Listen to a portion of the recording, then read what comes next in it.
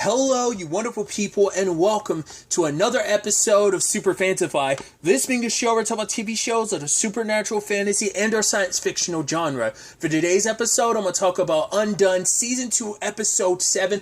A great episode. A lot of really interesting things went down in this episode, so let's break it down. First and foremost, we're immediately picking up where Episode 6 left off. Ruko opens the door, and together she takes everyone on a journey through her memories and her past, because she actually doesn't remember what it is that she's like that Geraldine's hiding from, whatever it is that kind of set everything on its path. We go into her past and learn her gift actually came from her mom. So it is kind of what I thought, that it is a hereditary thing that has kind of been passed down in generations. But her mom was a seer of sorts, and some soldier or officer or whatever came looking for answers, and the answers weren't going to be what he wanted. So her mom, Liba, which the actress who plays Liba, I'm going to butcher her last name. I think her first name is Yael. I think I might be misremembering, but it's like it's almost like Yell, but I want to say like maybe it's pronounced like Yael. I'm probably butchering it, but the thing I know her from is Supergirl. Apparently, she was a pretty recurring character she played a recurring character in Jane the Virgin. I've never seen Jane the Virgin. My niece has, but I can't remember her character's name. She was kind of like a telekinetic, like she had like telepathy abilities, is what I'm thinking on Supergirl. I want to say season 3 was the last time she popped up when Livewire died. I think that's the last episode, because it was like Rain ended up killing. I'm going on a whole tangent, but that's what I recognize the actress who plays Liba, Ruko's mom. And so it's at a time where it's like, I think this is probably pushing World War II time or something like that, because it's like, yeah, it's like, right, her mom and her dad got nervous, because it seems like, yeah, this is around the time Jewish people are going to start getting heavily persecuted. They can kind of feel it, so their plans were to like get rid of anything that would have made them stand out, and they were getting passports ready, and they were going to leave. But Ruko ended up looking into the bowl, because by using the water, which reflections have always been used as a means of harnessing that type of power, seeing kind of the truth, and in this case, the future. And which I'm wondering, would that ever help amplify? Would that work for Alma or Becca to help harness their powers or not? To be fair, like to an extent, you can make the argument Becca's powers are a reflection, the way she's kind of empathic, the way she has been able to see people's memories. Literally, episode 5 being about reflections, and how was that episode 5 or was it episode? No, that was episode 4. It was reflections, and how those literal, so maybe that's kind of a more like Becca representation of that same concept and principle. But Ruko saw but she saw something in the reflective water when she saw the future, but she can't remember what it was, and it was so traumatizing that she buried the memory so deep. And they try to they go further in her memories, and they find out like, oh, how she came up with the name Geraldine. It was on something that she had when some woman found her. And I was thinking like, oh, is that how she eventually got adopted? They never really explain whether or not that lady that found her, it's like, oh, like, do you have a family? And she's like, no family. So you're like, immediately you're like, her parents are dead, but we don't know how it got to that point. And the memory's buried so deep, Ruko doesn't remember what it is. And obviously, they show the shape that Geraldine is constantly making with the one piece off on its own. And that's basically a representation of her entire life, like this construct that is her life, every moment in her life. And then there's that one little thing off its own, that little memory that keeps her from being fully complete.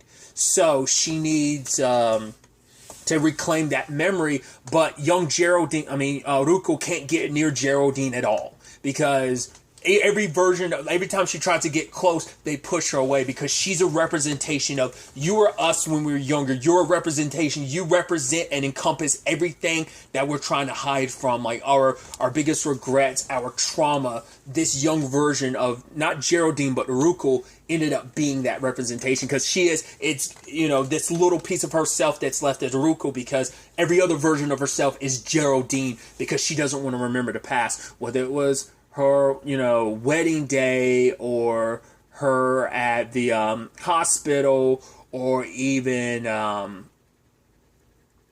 her odor at the hospital, she kept pushing them away over and over again the moment they saw Ruko, because none of them wanted to open up at that point in time. And so,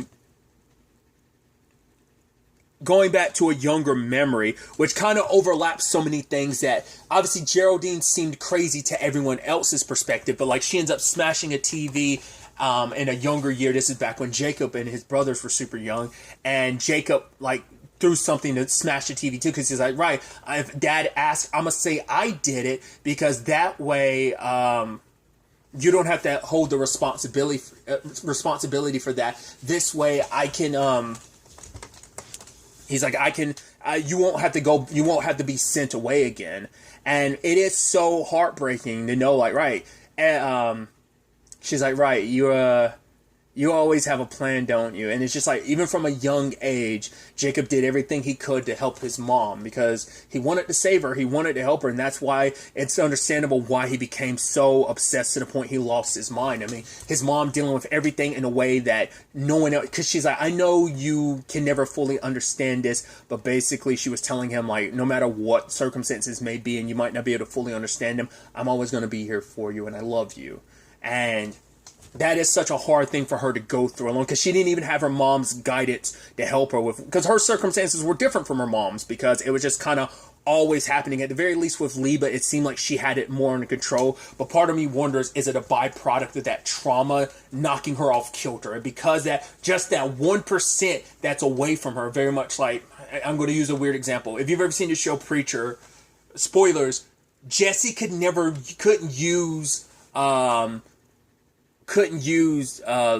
Word of God or Genesis up to a certain point, because 1% of his soul was gone, and it threw off the balance of, like, there needs to be this perfect equilibrium to make it so that Genesis is fully complete and the Word of God works. So I'm wondering if the same thing happened with Geraldine, or could it be, like I said before, maybe it's a combination of, maybe she wasn't always mentally the healthiest plus these powers, but I'm leaning more towards, I think it's the trauma of that just kind of scattered her mind. And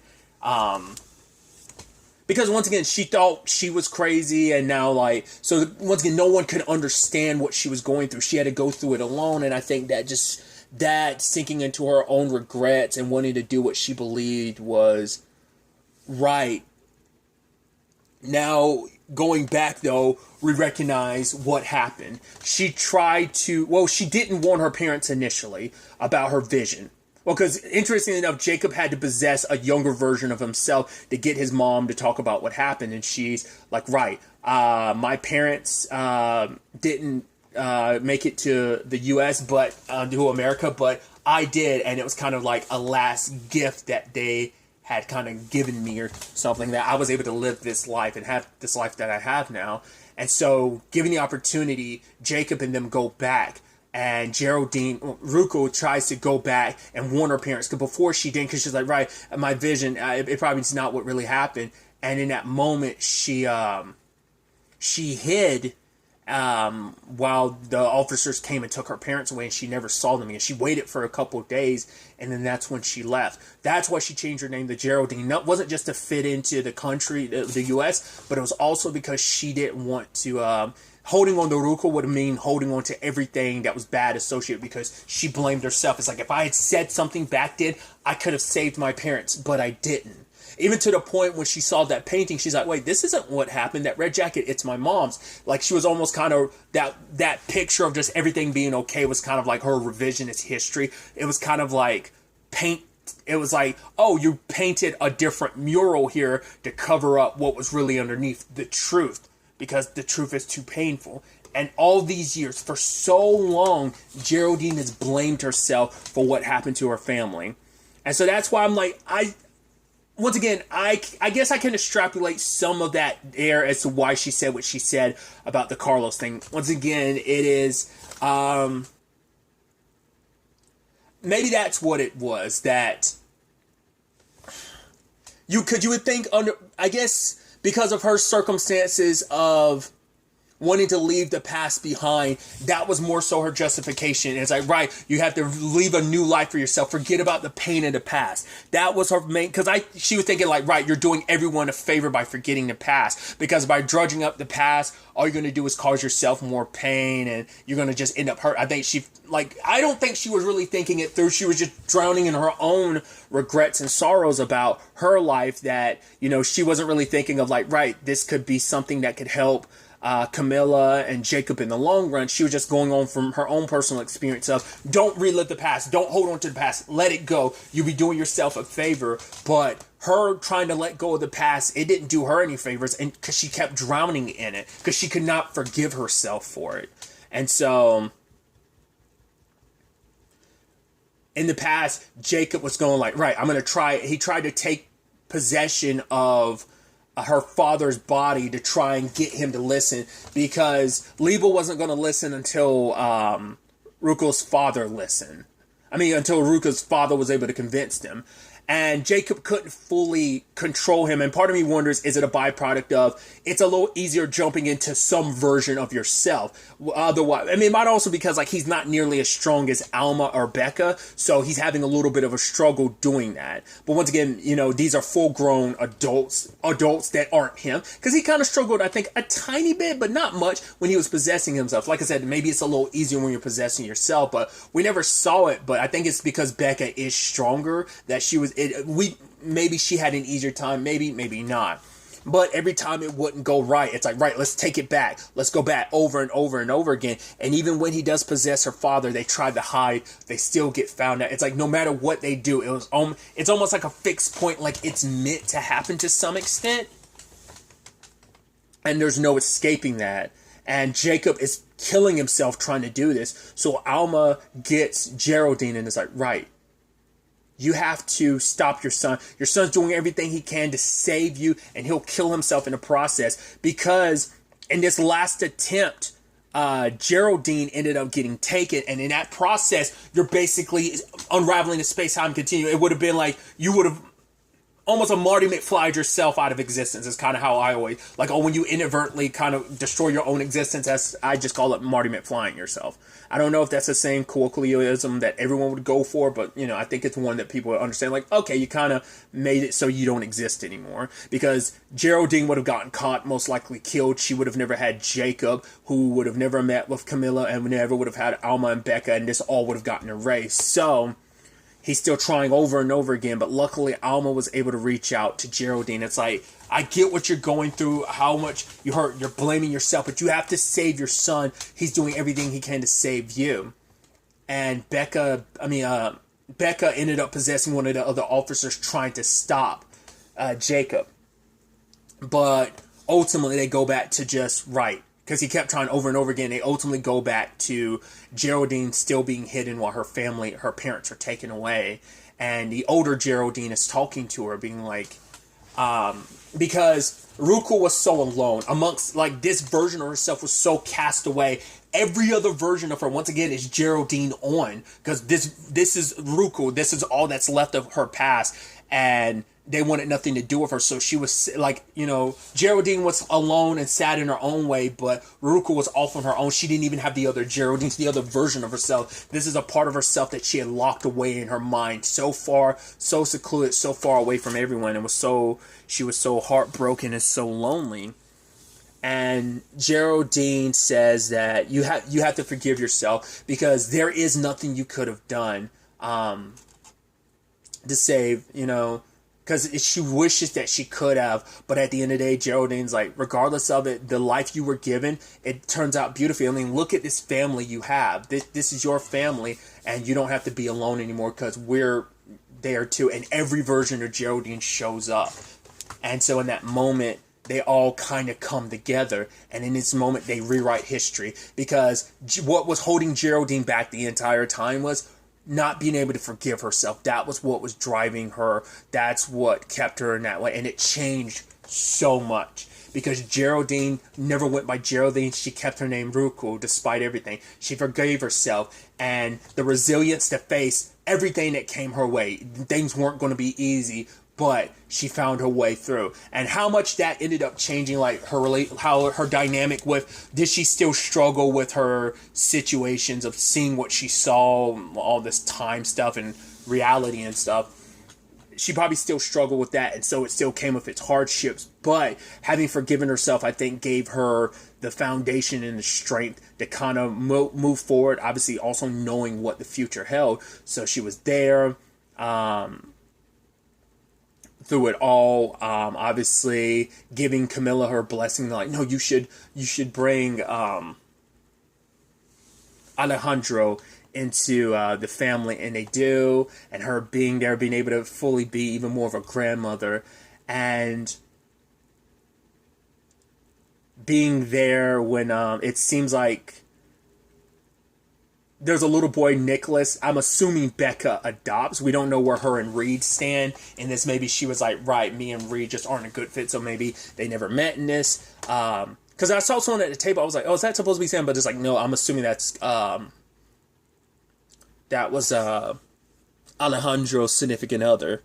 Maybe boyfriend, husband, whatever the case may be. And now, once again, they're celebrating her at the day of her passing, you know, Ruko, of the life and what she had given all of them. So I'm sure all of them are potentially, at the very least, Becca, Alma, and Jacob are finally probably like, this is timeline C. So at least Alma and Jacob are from timeline A are carrying over into timeline C. Becca from timeline B is carrying over into timeline C, maybe. So maybe they'll eventually catch up to it. So at first you're like, wow, this almost feels like a finale in its own right. Granted, there's still one more episode, and you're like, that's enough time for everything to sadly go wrong. Because all this changing of the timelines and stuff, once again, on a space-time continuum level, I feel like you can't do that without consequences. So the whole need to try and make everything right, save it. Like, Alma's need to try and fix everything. She got it from her dad, who tried to fix everything. And, you know, Geraldine wanting to fix everything, too. So we'll see if whether or not things will stay. Like I said, next episode's the season finale. Fingers crossed things don't go wrong, but I get the feeling everything's going to fall apart next episode. We'll see whether or not I'm wrong or not, but it's definitely going to be interesting to see. I should also note, it is interesting how much I slightly got right about certain things, but I think overall I was mainly wrong about what the Geraldine thing was. I was kind of quite wrong, but I feel like certain hints and elements of it I might have gotten right, but still, I think it's such a powerful, you know, element of just like sad, you know, and it's understandable why she would hold on to that regret, like blaming yourself for what happened to your parents. You're like, you knew what was going to happen, but you're inaction. You didn't say anything at the time. And even when you try to say something, it doesn't work out. And it's just, Jacob would have killed himself trying to fix it. And it's like, right, we can't fix that. But what they can do is help Ruko heal so she doesn't have to carry that pain and that trauma on. And because that ends up shaping so much pain and trauma that trickles out towards the rest of the family. So I think for the good, like, Ruko was able to heal, and I think it kept the domino effect of healing across the entire family. So, like I said, we'll see where the season finale takes us with all of this. But really, that's all I want to talk about.